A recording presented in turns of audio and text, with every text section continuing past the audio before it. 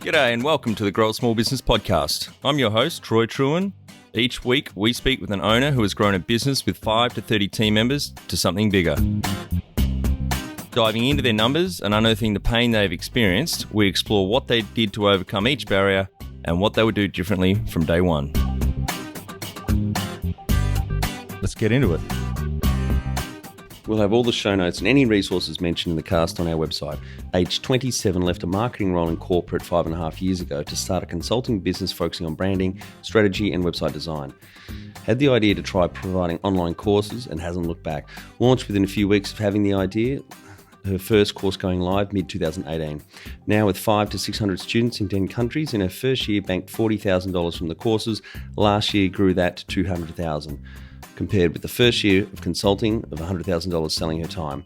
The courses have grown 214% in the last 6 months since 1 April 2020, keeps the business pretty light with 1.5 FTE, funded the business from savings, spent $60,000 on professional development in the last 5 years, has worked hard on pricing and her mindset to be able to shift to then succeed with online courses, felt she succeeded when earlier this year she checked the Stripe bank account and especially after reducing her work hours. Hardest thing about growing a small business is mindset, backing yourself and knowing there is no manual, trust in yourself.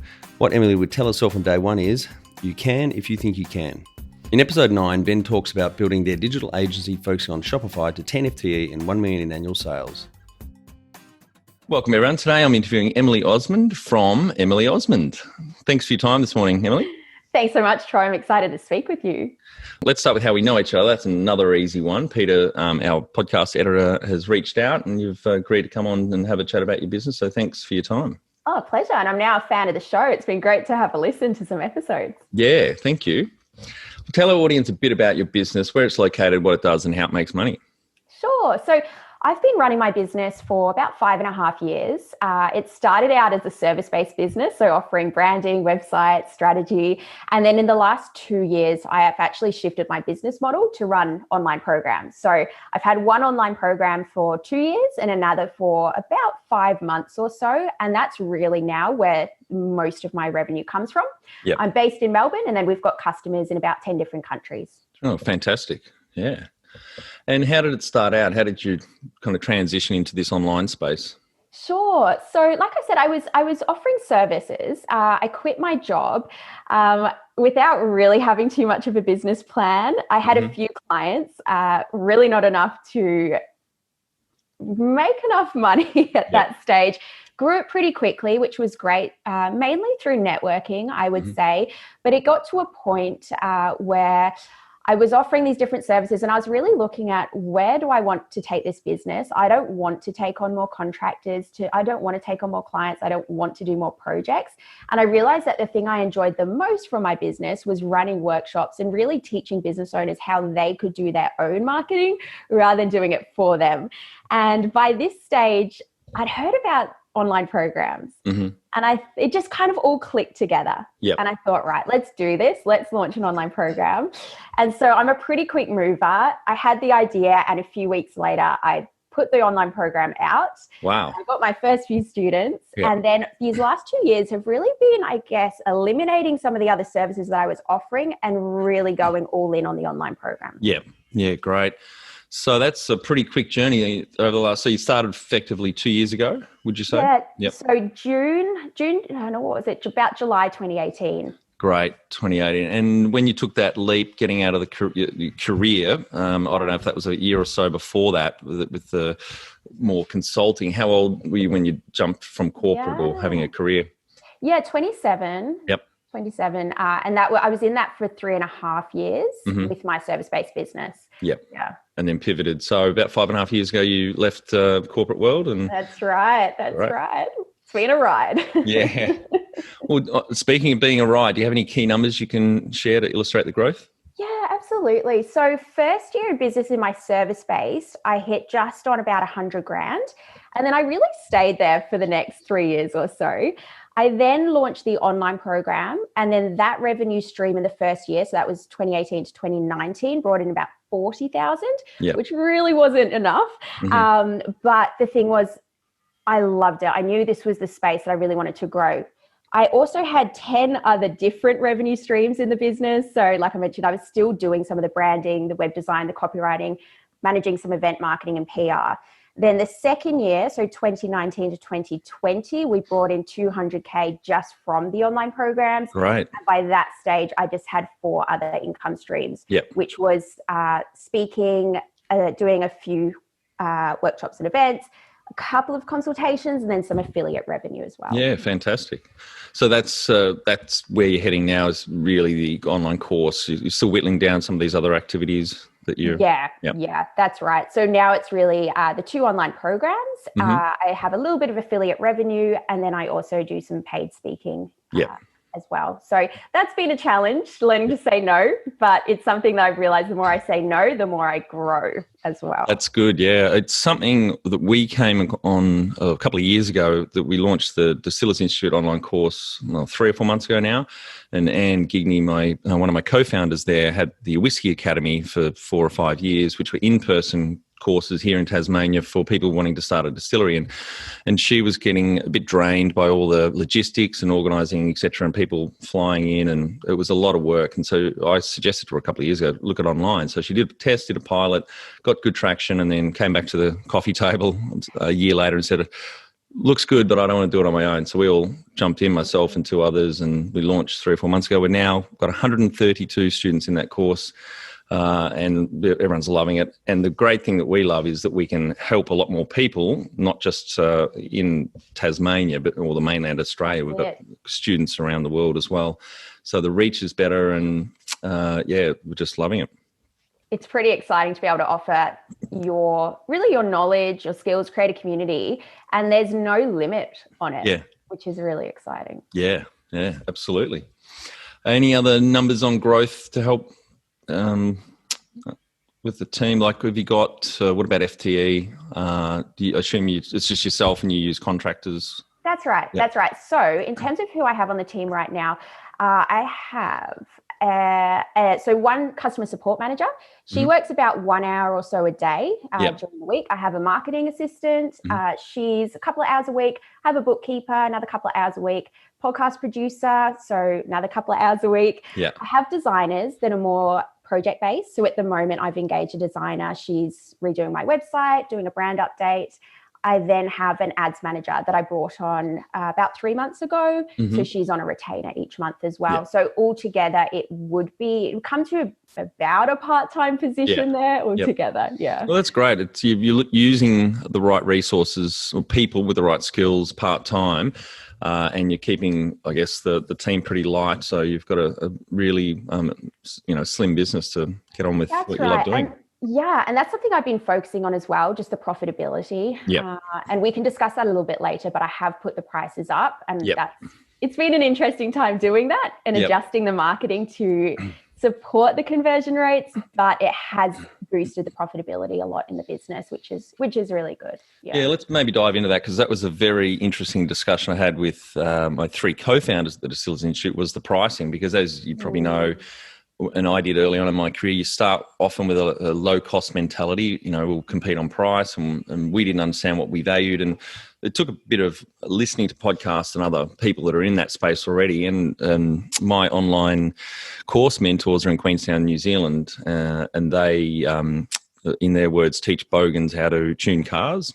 I love it. So they've got video courses that show under the hood of a high spec car how to tune it, and they've been wildly successful. So when I was in New Zealand late last year, I caught up with them, and they gave me amazing advice. And one of them was price yourselves, do your research, price high, and don't undervalue yourself. And so we were able to use that in the discussions to really drive home that our courses are $1,000. The course one, we've got more courses coming out. So early on, some of my co-founders were thinking, $400 or $500, and I was pretty firm on no.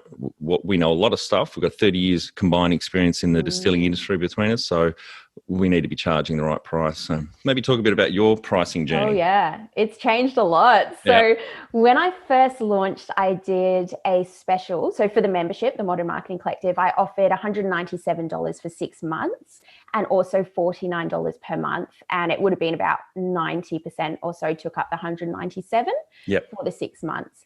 Then after that special launch price, I offered $365 for the year or $49 a month. So again, 90% of people took $365 for the year. Yep. And my mentality around that was just thinking, well, it's $1 a day. What have they got to lose? Yeah. Surely everyone's going to buy this.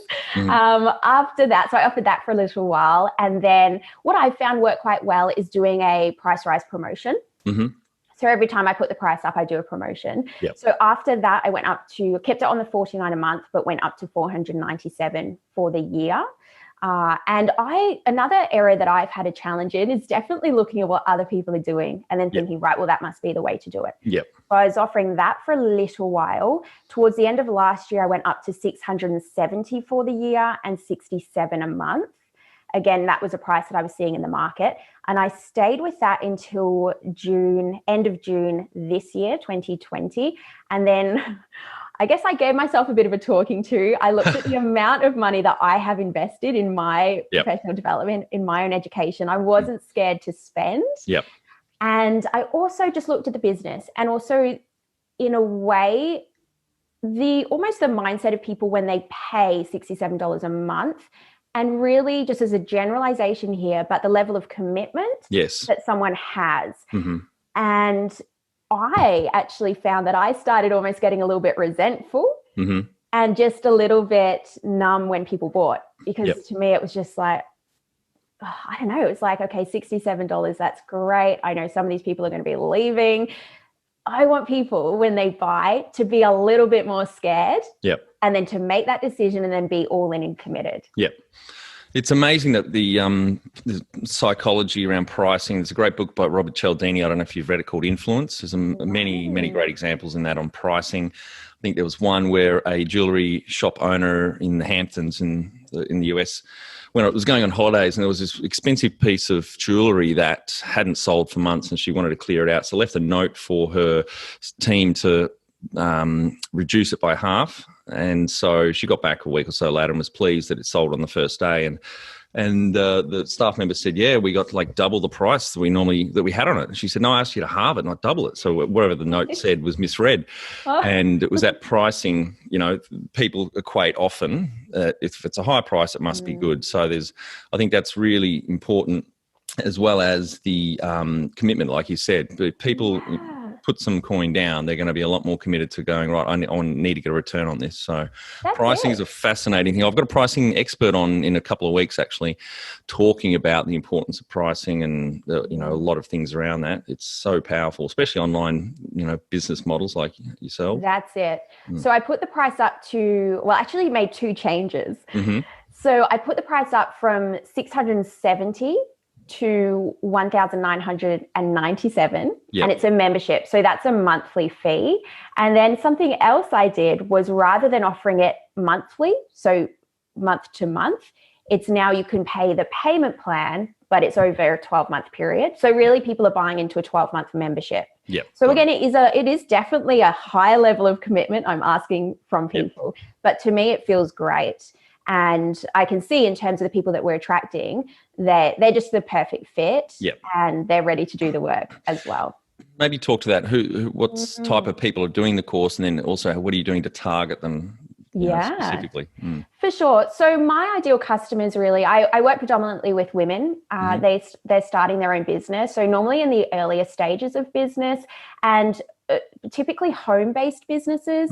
So they don't really have an office as such. They leave the house to go do work and then come back. So photographers, graphic designers, I have a lot of interior designers, interior stylists, e-commerce store owners as well.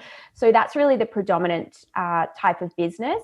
And typically in the first 3 years or so of business, in terms of how I attract them, I use a combination of things. Just my organic content marketing, always using call to actions to go then into my online funnel, which is an evergreen marketing funnel. I then use Facebook ads, which is something that I brought in about a year into the online. Oh, when was it? They're amazing, aren't they? They're so powerful. Oh my gosh. Yeah. So that's been great. And you can kind of get obsessed there looking at the conversion rates and return on ad spend. I love it. I'm glad that's not my corner of the Distillers Institute. Brett looks after that, thankfully. We had 2 ads running and we had to turn them off because we're getting so many people before we fine-tuned our conversion part of the funnel and everything. So we're about to start again, spending a couple $100 a week on ads. They're great. Well, and that's the thing, when you can spend $100 and make 150, 200 ads, scale it. You've got something you can scale. Yeah. And then more recently, I launched my own podcast. I actually launched that about a year ago. And so that's a longer term strategy. It's not as instant as ads, but it has been a great one to just really build out my audience, allow them to connect with me, to if they like what I teach, like what I talk about or not, that's great. And then normally I have a lot of those that come into the program. Yeah, great. And maybe let's talk a little bit about your podcast. What's the name of it and what it covers and anything else? Can you guess, Troy, what the name is? Emily Osmond. My business. So the Emily Osmond Show. Yep. So this was another strategy. So I looked earlier this year at really what was working for my business, where were the leads coming from, and then I decided to, in a way, double what I was doing. So I launched the podcast. I was doing 1 episode every week. And then earlier this year, we went to 2 a week because it was really something that I was experiencing growth into my business from. And then, so the Tuesday episode is typically an interview with someone. And similar to you, I really like going into the real numbers. And that's what my audience love to hear as well. And then the Thursday episode is me. It's normally a 10-minute or so, just talking about one topic, sharing a tip, sharing a thought, that type of thing. Yeah, that's great. And it's you're not monetizing. It's more for brand and marketing. That's it. So I don't currently have sponsorship on there or ads, but for me, it's an investment that I spend on in terms of my podcast producer, as you know, but it's something that I can see delivers me a return in my business as well. Yep. Great. Anything else around your online courses you want to talk about, customer retention or churn? Sure. So churn rate for me is something that's very important because it's a membership-based model with the Modern Marketing Collective. So the first year or so, I really had predominantly annual members, which probably buffered me a little bit from actually knowing what my churn was. Then with as the business has progressed, I then did get a lot more of the monthlies. So they were paying the month to month. We went up to maybe 8 or 9% churn rate and a touch over that. When COVID hit as well, which was interesting to talk about, we saw a little bit of a spike of the churn rate. But if I look at the overall period, so if I look about April to now, our overall churn rate month to month has been about 6%, which I'm pretty happy with. I keep it under 10 where I can. So that's pretty positive, because if I'm attracting members but I'm having 50% drop off every month or something, it's not really a business that's going to be growing. And for the audience, what we mean by churn, and it's a monthly number, so if it's 6%, then if you've got 100 students at the start of the month, by the end of that month, 6 will drop off. That's right. And in this space, the online, the SaaS kind of models, churn is talked about on a monthly basis, not annual. Yeah. So it's a really key number to know. And as well, when you are running ads, you need to be mindful of that, because if you're attracting these new customers and paying for them, but then you're losing more, it's just not a profitable position. So you study those that exit and try and find out whether they're not a right fit or what went wrong. Yeah, definitely. So, and we've changed our strategy over time a little bit. So we used to have, they could just go in and cancel. Now we ask them to just contact us, and that allows us to have a conversation. So we let them know a few things. We let them know that a lot of them have their the price that they join the membership at, and we just let them know, if you do leave, just wanted to let you know that that's going to be forfeited, because a lot of them are on lesser plans. We just see and we ask them, why are you leaving? Because then we can capture that information as well. I think that's a good tactic to remind them that if they leave and they want to come back, they've got to come in at the newer price. And I love the opposite of what we've tested recently is some promotions that you're saying we're putting our prices up. In what typical notice period do you give them? A week or two? So, and this is the other thing, we never increase the price for our current members. Yeah. So they always keep. Yes. Then in terms of the price rises, it's typically been about every 6 months or so that we've done a price rise. And I do a promotion or so for probably quite hard for about 2 weeks or so. Yeah, great. And that's to the database that haven't signed up yet, and you're reminding them that it's time prices are going up again. So if you want to get in, act now. And it's been a really good strategy actually, because it gets a lot of the people that have been thinking about it, and it gives them that deadline to think, I've been thinking about this. Let's get in. Now, unfortunately, humans are lazy. So you've got to, as a marketeer, you've got to provide some incentives to get them to act, because we're just lazy, and that's just, humans. So giving them a deadline, or there's a price rise coming, it gives them that sense of urgency to do something. And that's the thing. That's what I try and look at with all my marketing. Like, if the decision is yes or no, it's okay if it's no, but let's just get that decision made. So with my online funnel as well, it's all about having a deadline for each person that goes through that funnel. So again, it's like, okay, now it's time for you to make the decision. Yep. Yeah, that's good. And I've listened to a lot of podcasts on SaaS-based businesses. Have you heard the Nathan Latka podcast? No. He's really good. I'll send that to you after this as well. But he's really good. I haven't listened to him for a while, but he's he'd say about your age, sold his Facebook kind of business, and then just as he was selling that, started a daily podcast, about 20 minutes. And most of my SaaS businesses, online SaaS is software as a service for the audience. And he goes hard, goes for the jugular, gets people on, pulls the numbers out of them. And I can't be as brutal as he is, but revenue, LTV, lifetime value, CAC, customer acquisition cost, churn rate. And so that all feeds into, as you know, the model of an online business, what kind of return you can project, etc. And so he's really, really good. I'll shoot you through that link, and we'll put it in the show notes as well. That sounds really good. Because you get a lot of metrics from him, understanding. And there are a lot of online education businesses as well you might be able to learn from.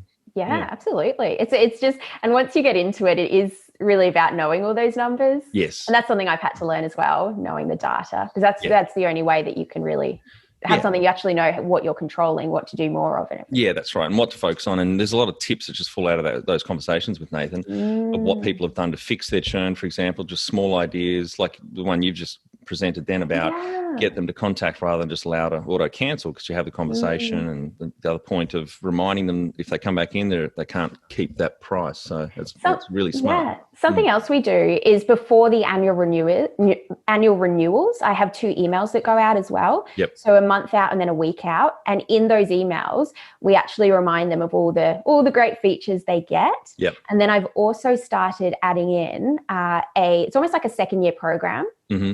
So if they stay on for the second year, because this was something I was looking at, right, we're getting up to the second year of this program, how can I make sure that I'm retaining as many students as possible? So I actually add in an extra bonus coaching session with these members for that second year group. Yep. And I found that has just been really, really popular. It makes them feel special. Yeah. And it's just that incentive for them to stay on. That's great. That's really smart.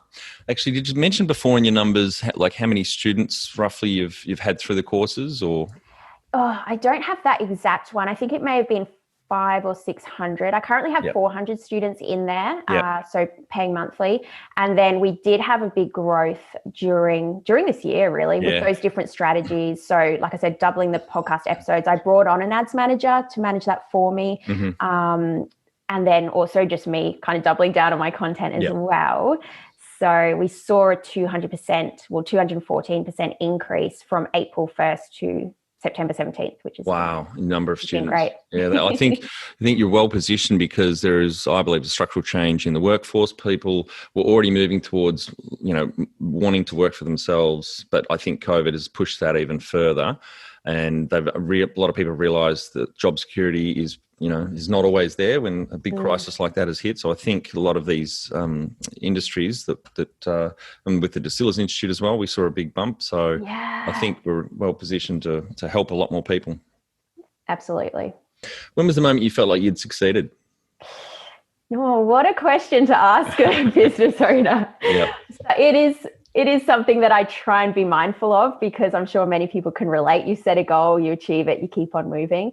But I did have a moment this year when we were experiencing that growth, and I was looking at my Stripe account, and it just felt like Shit, all, I've done it. Yeah, it just felt like 5.5 years. Yep. All leading towards this.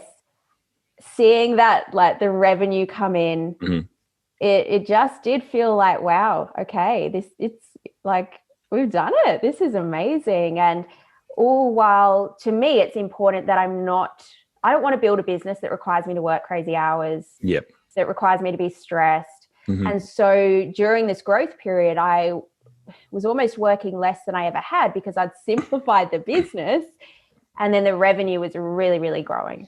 So yeah, there's a couple of podcasts coming up soon. Anna Ross from Kester Black, she talks about going from 9 FTE down to 3, and from 10% online sales to 90% wholesale, to pretty much flipping that and loving life. She'd just been off. They'd moved back to New Zealand. They'd literally just come off the snowfields in Wanaka. You know, they work very flexible hours.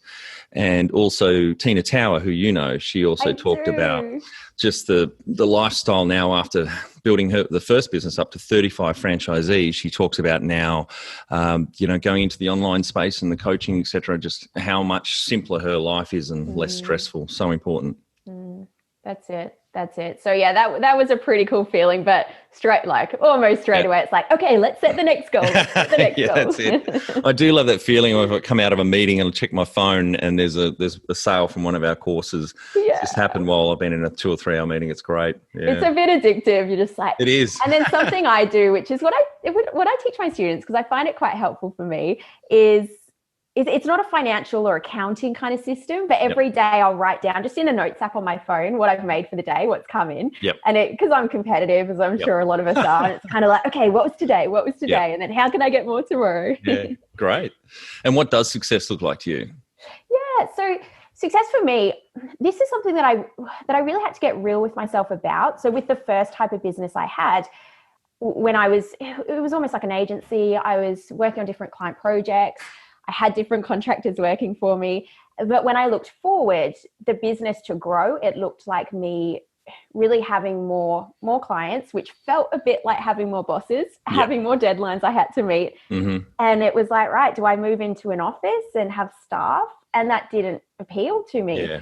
So I realized success to me just meant being able to work from home, do my own hours, do the work that I really enjoy, which I get to do now. And it sounds maybe a bit odd, but to me, to be able to do the work that I enjoy and to not do work that is just for money as well. So that's pretty important to me, and to have flexibility as well. So my fiance and I are in the next few years probably looking at starting a family. So for me to be able to maintain this growth and this revenue and the customers in my business while that's happening as well is really important to me. Yeah, good. What technology do you use for your courses? So your teaching platform and your email marketing, can you maybe share that with the audience? So yeah, the technology that I use for my courses, from day dot, I started on Kajabi. Have you heard of Kajabi? No, I haven't. No. Yeah. I'll have to send you the link to that. It's really great. So it's one that it's a bit more on the pricier side, I think, but I thought, I'm not doing this for a hobby. Let's just go to the best and get started on there. And so that's really the infrastructure to host my online program. Students get their own login. It's also all the checkout pages are on there. I can build sales pages on there and see the conversion rates behind those sales pages as well, which is really good. And all my email marketing is through that as well. So I can tag my customers, exclude them from my regular email marketing. I can have sequences set up that they go through. So it's super powerful. And then that connects to Stripe, which is then the payment gateway that I use. Yeah, great. Good. All right, we'll get back on track. Number one thing you'd recommend to marketing a fast-growing business? I saw a lot of growth using Facebook ads. I think it's just a way that you can get out and reach people quickly that are your ideal customers. You can upload your customer list and reach more people like them. So yeah, maybe talk about that, because I heard about that a few months ago and I thought this is genius. So you can upload your customers' email addresses. So your current customers that you say, these are my A-listers, these are the type of customers I love and I want more of. You load them into Facebook anonymously, obviously, and then Facebook uses those email addresses to find the people on Facebook and then analyze and profile them to then be able to tailor your ads to find more people. Have I got that right? That's it. And it's called lookalike audiences. Right. So So you can upload your customers, you can upload your email list, you could upload people that went through your last webinar. So, and I also do retargeting. So that's the other thing. If someone visits your sales page, you can then retarget those people. But we've found just in terms of the reach as well, it's just a fast way to grow. And it's something that you can control. You see the numbers in your ads manager. You can see, right, it's called the ROAS, return on ad spend. And you can see what that's looking like. How much are we making back for our ads? What ads are working? Where are the conversions coming in? How much is each of these ads making us each week, each month? Scale some of them up, turn others off, adjust the messaging. Great. Yeah, I love it. And it's all measurable as opposed to the old way of advertising on print. That's it. It's very measurable. And like I said, you can scale it up and down as well. Which I like. What about funding? How have you funded your business? So just from my old bank account, really. When I first started the business 5.5 years ago, it was a very low cost startup. I didn't really have to spend anything. I had my website I built myself, ordered a few business cards. That was about all. And then with the online business, again, very low cost. Paid about $160 to get the Kajabi subscription for the first month. I launched the program before it got to the second month, and had several $1,000s come in from the first launch. So you were cash flow positive from pretty much there on. That's it. And then in terms of the growth, I just reinvest back into the business. Yeah, great. So no investors or bank finance or grants or anything? No, pretty boring. No, that's great. That's very, very impressive. If you were to start up today with plenty of funding, would you go back into your industry? I think I know the answer to this. I definitely would. And I think it's like you mentioned, you've got the whiskey. The Distillers Institute. Yeah, which is fantastic. You mentioned someone else has an online program for bogans that want to up their cars. There's just so many options for those that have a skill that they want to share with more people. And my mum, who's in her 60s, told me the other day, "Oh, Emily, I've just bought a course to learn watercolor." And I checked it out. She gave me the login. I was like, this is great. It's all these different artists from around the world. They've got a lesson each. So I think it's just something that I get a lot of enjoyment from. And to me, it feels a bit like a puzzle that you can just keep testing different things and growing. So I'm pretty obsessed with it. Yeah, great. Yeah, I love it. I'm launching some courses for Grow a Small Business later this year, which I wrote last year, but I'm in editing mode at the moment. I'm really looking forward to seeing how they go as well. Yeah. Can you outline the most stressful point in your small business growth journey so our audience can learn from it? Absolutely. I would say when I actually first launched my online program, I had big expectations and they weren't quite met. So I thought, surely I'll get 100 students. I had a Facebook group with 700 people. I thought, I'll get plenty of them join my paid program. I got about 30 or so people, so pretty far off my goal of 100 people.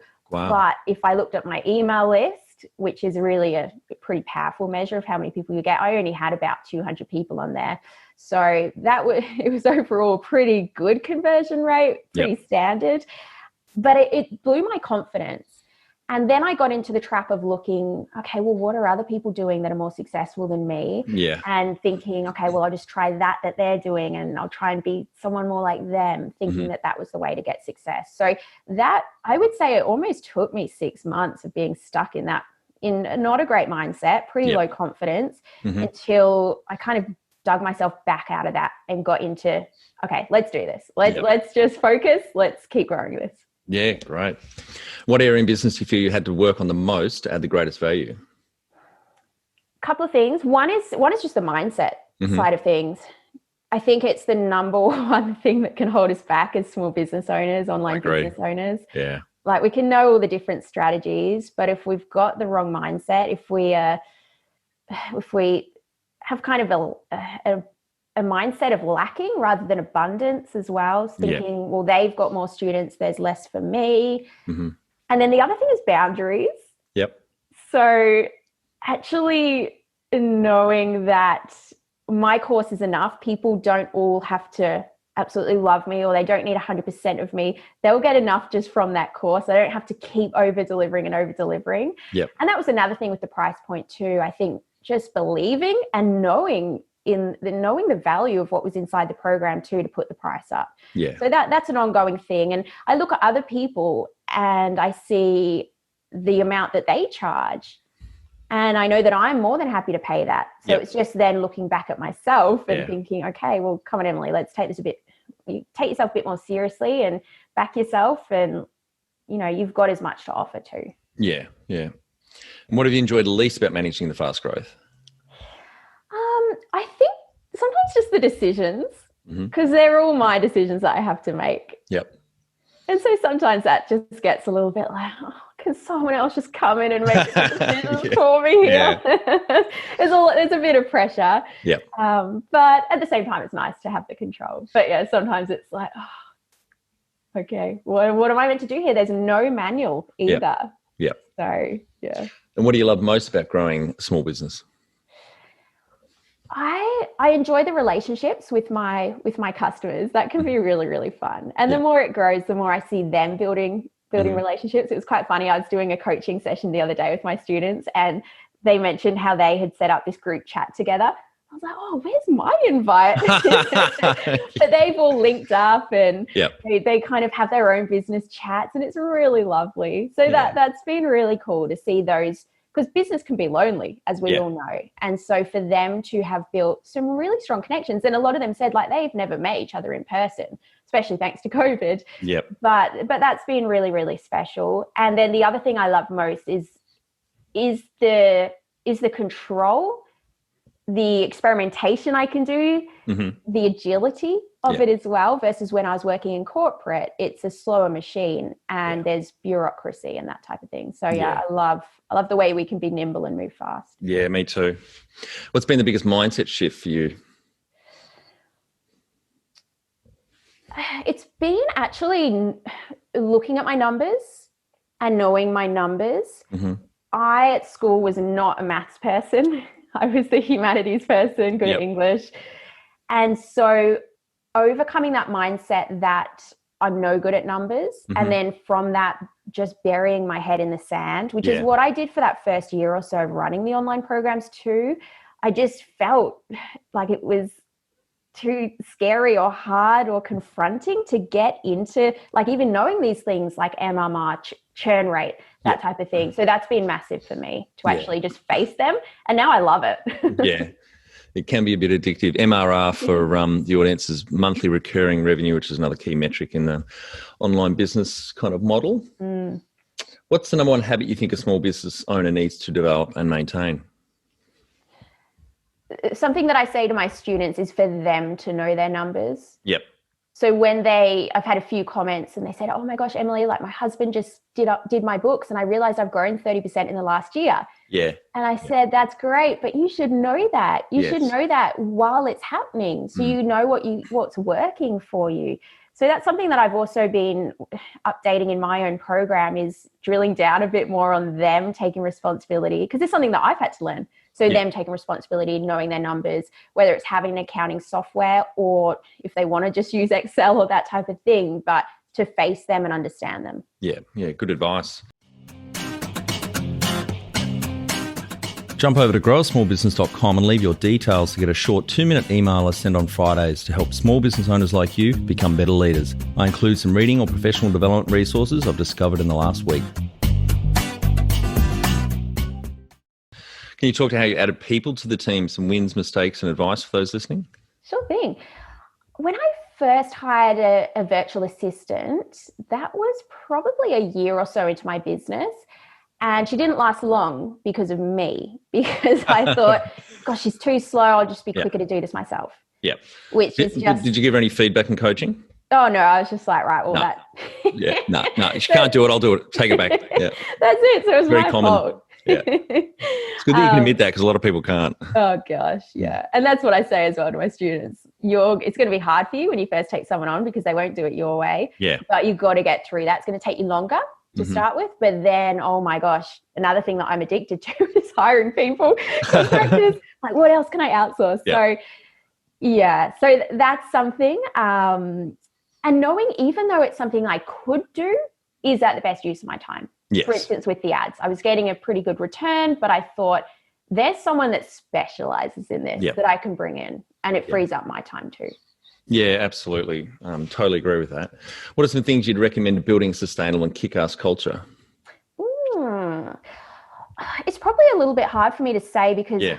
I don't really have that team culture. Everyone's in their own little pilot area. So something I'll have to work on as the business grows. No worries. Tell our audience how you've handled balance. Sure. It's been a priority for me, for sure, but I haven't always had it. 15-hour work days, I used to think was pretty cool. Was that in corporate time or? That was first couple of years of business. Yeah. And I really bought into the hustle mentality. And thinking you got to grind, you got to work all the big hours.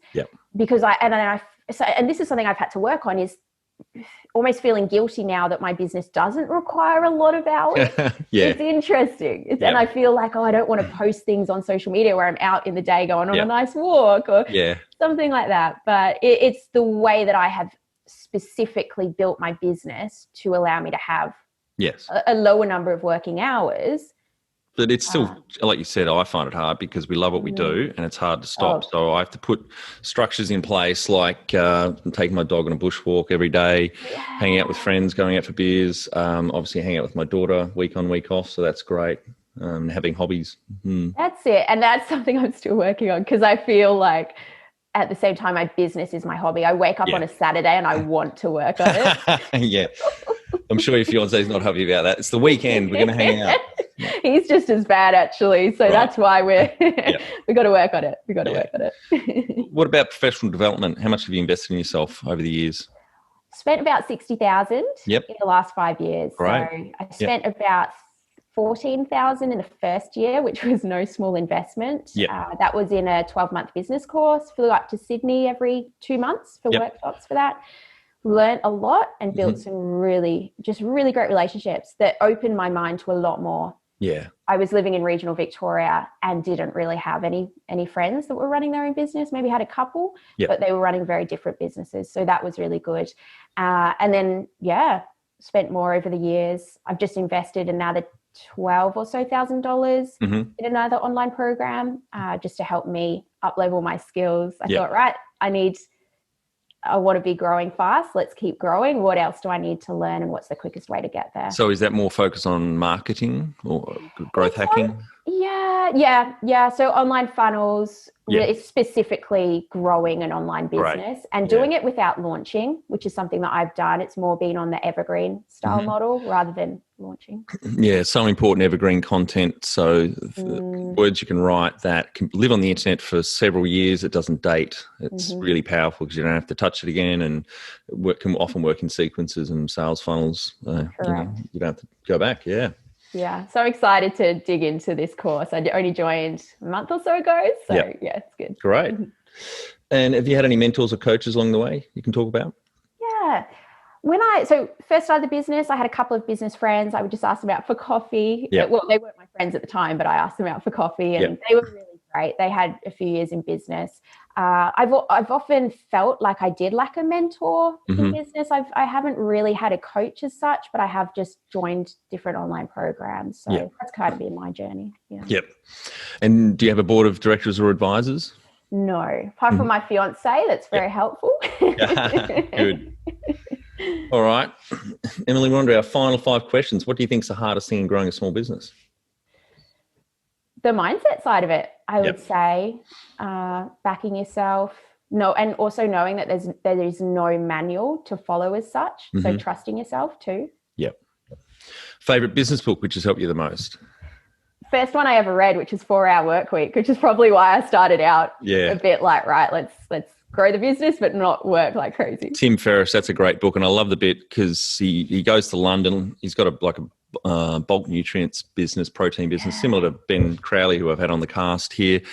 And he's just stressed out. And his girlfriend, when she leaves him, leaves a plaque saying, the weekends are for play, not for work, or something like that.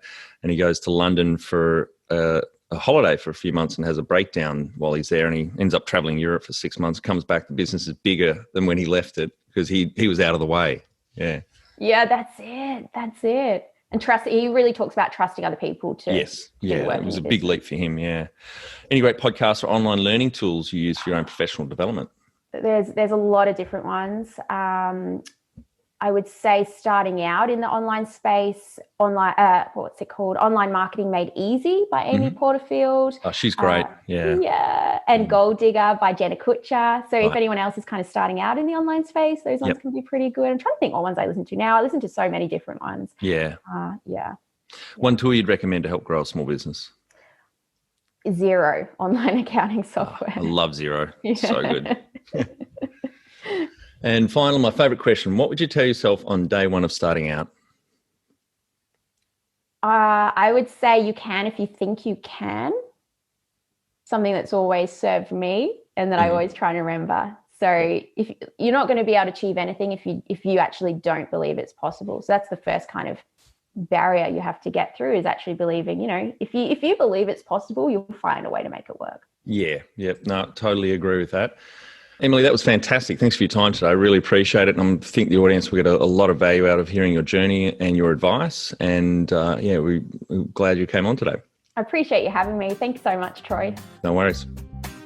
And for our audience, we'd greatly appreciate a review in iTunes or whatever platform you listen to us on. More reviews means we bubble up higher in iTunes, etc. So more business owners looking for podcast help with their growth will find us.